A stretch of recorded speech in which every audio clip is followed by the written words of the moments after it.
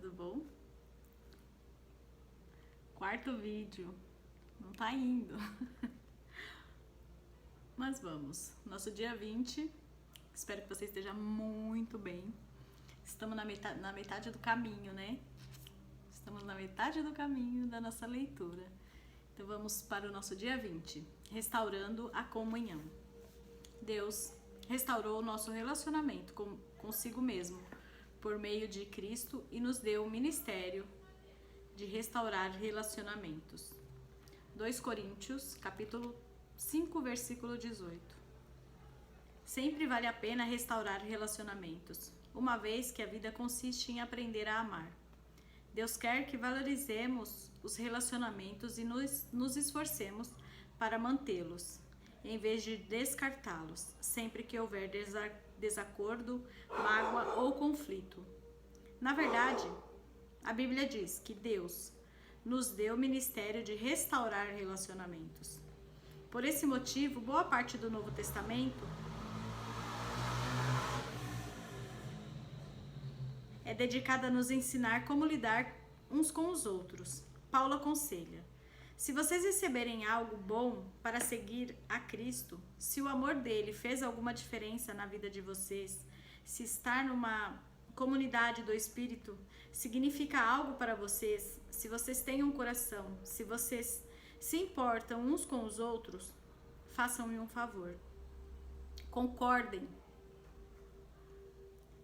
um com o outro, amem um ao outro, sejam amigos de verdade. Filipenses capítulo 2, versículo 1 e 2. Paulo ensina que a habilidade no trato com as pessoas é um dos traços do cristão maduro. O desejo de Cristo é que sua família seja conhecida pelo amor entre seus membros. Por isso, romper a comunhão é um testemunho deplorável para os não cristãos.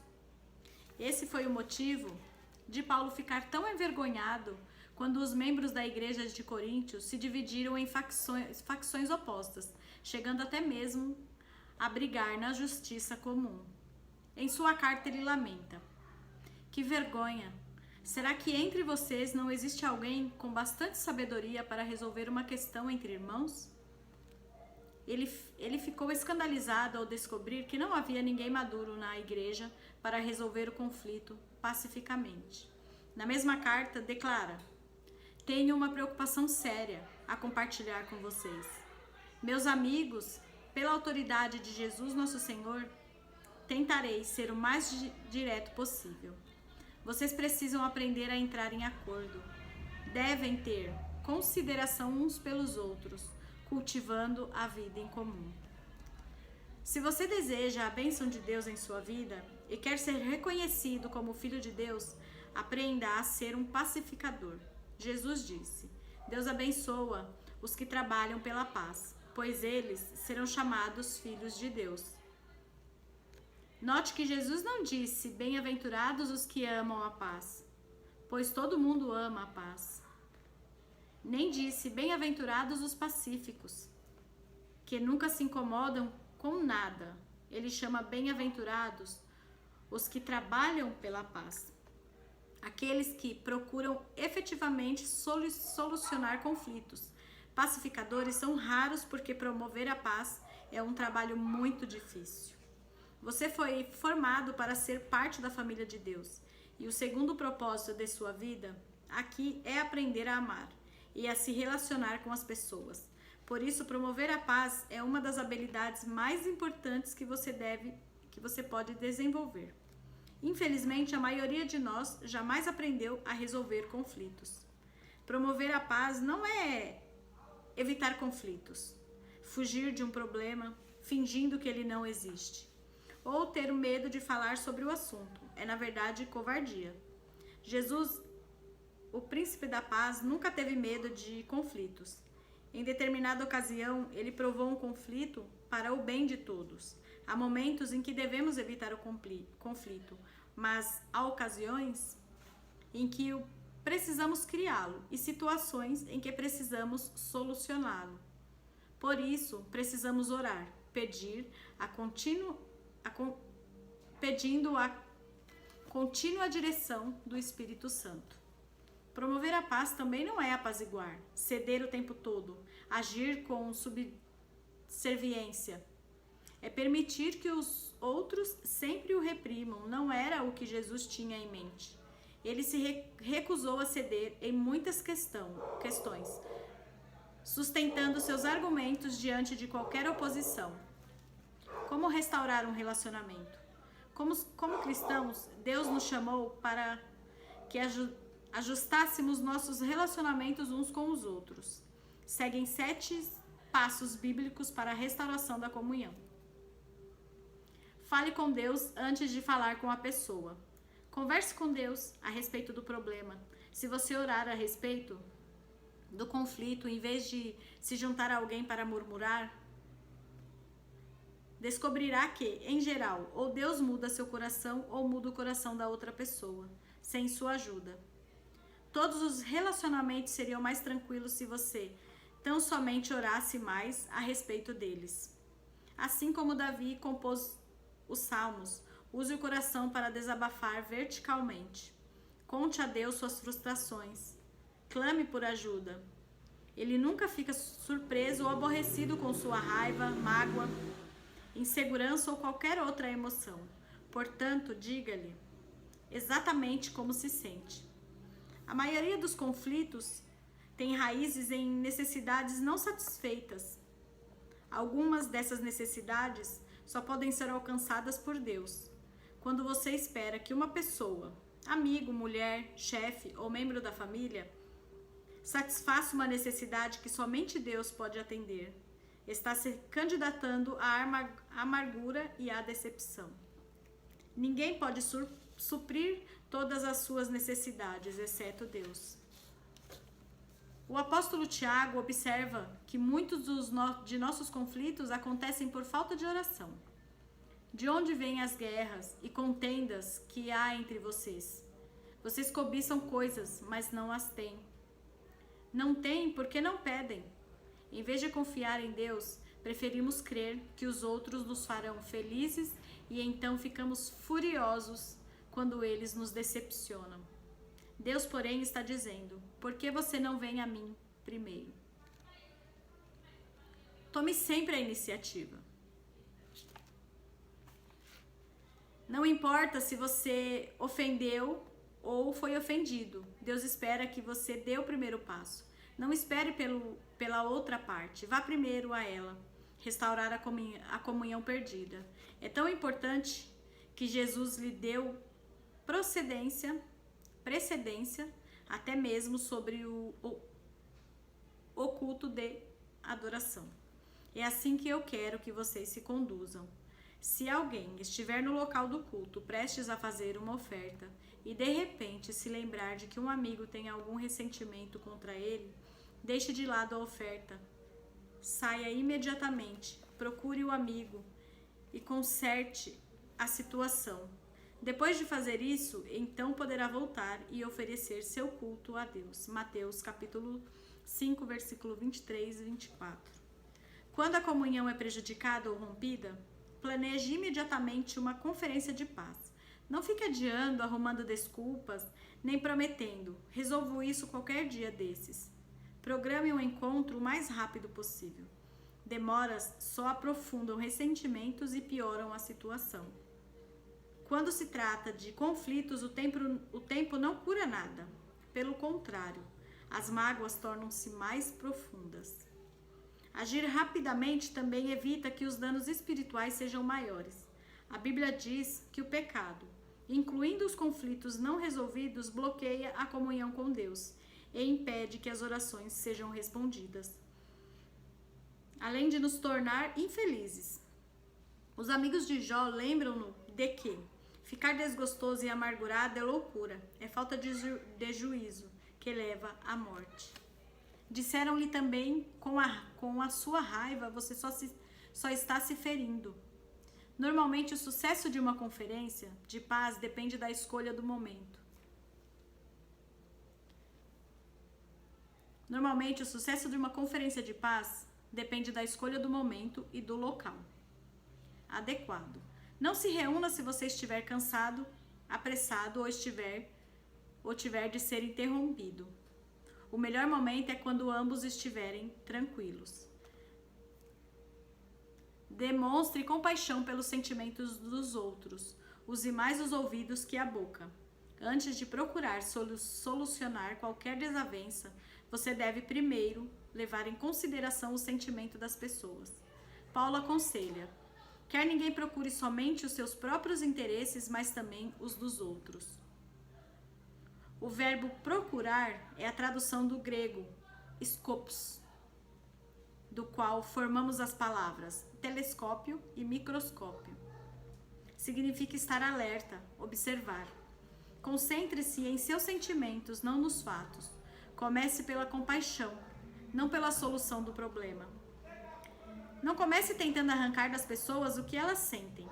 Ouça-as apenas, deixando que se descarreguem emocionalmente, sem ficar na defensiva.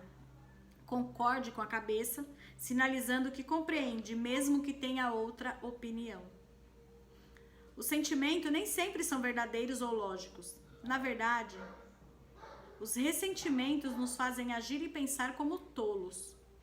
Davi admitiu certa vez: o meu coração estava cheio de amargura e eu fiquei revoltado.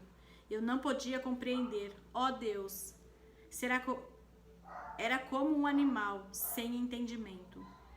Salmos 73, versículo 21 e 22.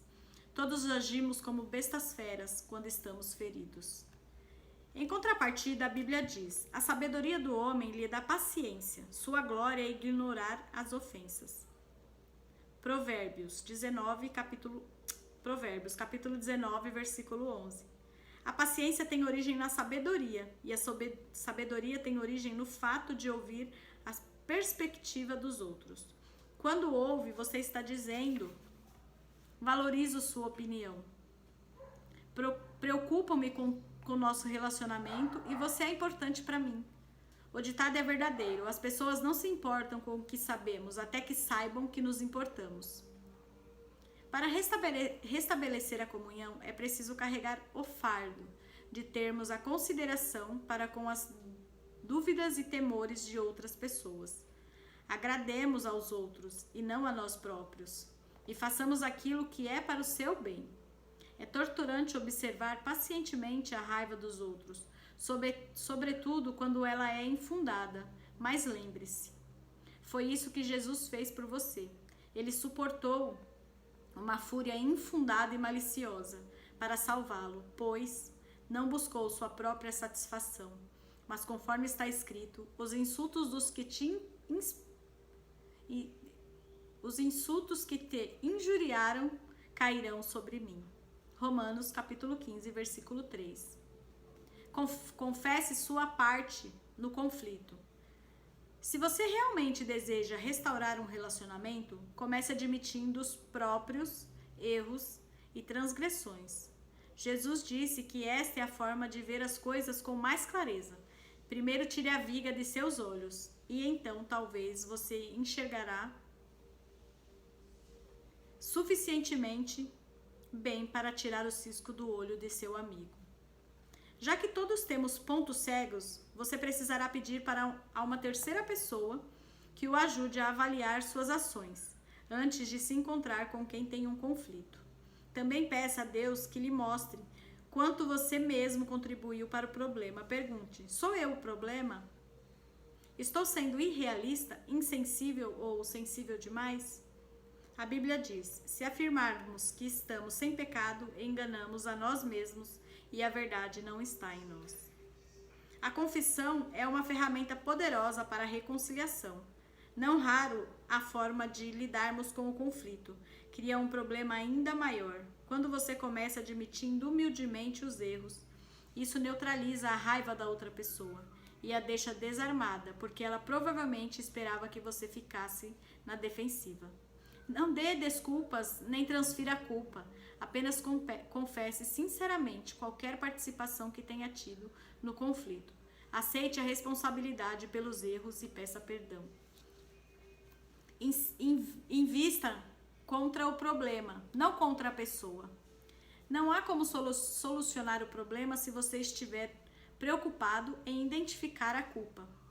Você terá de fazer uma escolha. A Bíblia diz: a resposta cortês abranda a fúria, mas a língua afiada incita a ira. Provérbios, capítulo 15, versículo 1. Você nunca se fará entender estando zangado, por isso escolha cuidadosamente as palavras. A resposta branda é sempre melhor que o sarcasmo. Na solução de conflitos, a maneira de falar é tão importante quanto a que se fala. Se você se expressar de forma ofensiva, a outra pessoa ouvirá de forma defensiva. Deus nos diz: quem tem coração sábio é conhecido como uma pessoa compreensiva. Quanto mais agradáveis são as suas palavras, mais você consegue convencer os outros. Provérbios capítulo 16, versículo 21. Irritar as pessoas jamais funciona, e você nunca é persuasivo quando é rude. Durante a Guerra Fria, ambos os lados concordaram em que algumas armas eram tão destrutivas que jamais deveriam ser usadas. Atualmente, as armas químicas e biológicas foram banidas e os estoques de armas nucleares estão sendo reduzidos. Para o bem da comunhão, você deve destruir seu arsenal de armas nucleares relacionais, ou seja, condenar, menosprezar, comparar, rotular, insultar, ironizar, reagir com sarcasmo. Paulo resume tudo isso desta forma: não digam palavras que fazem mal aos outros, mas usem apenas palavras boas, que ajudam os outros a crescer na fé e a conseguir o que necessitam, para que as coisas que vocês dizem façam bem aos que ouvem. Efésios capítulo 4, versículo 29. Coopere tanto quanto possível. Paulo disse: façam todo o possível para viver em paz com todas as pessoas. A paz sempre tem uma etiqueta de preço. Às vezes custa nosso orgulho e quase sempre custa nosso egoísmo. Pelo bem da comunhão, faça o melhor que puder para chegar a um acordo. Adapte-se aos outros e mostre preferência pelas necessidades deles. Uma parafrase da 7ª bem-aventurança de Jesus diz: abençoados são vocês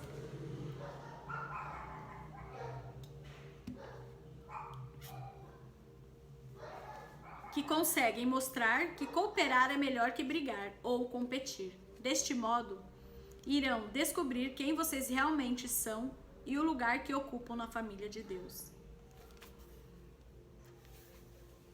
Enfatize a reconciliação, não a solução.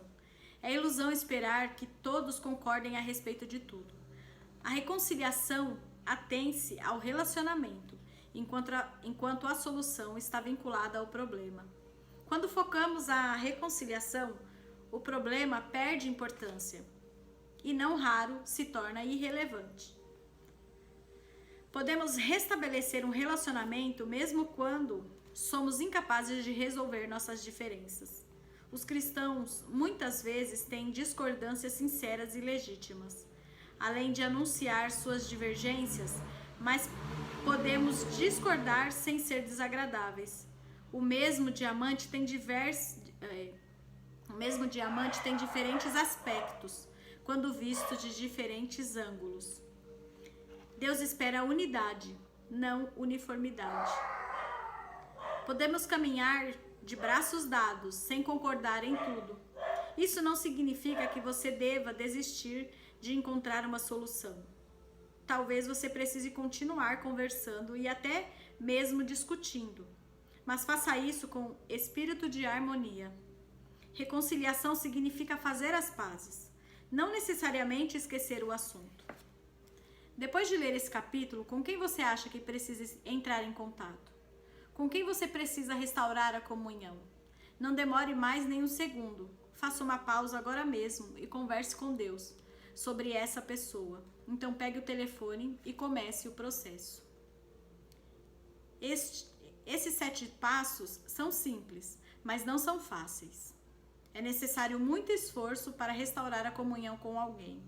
Foi por isso que Pedro recomendou: esforcem-se para viver em paz uns com os outros.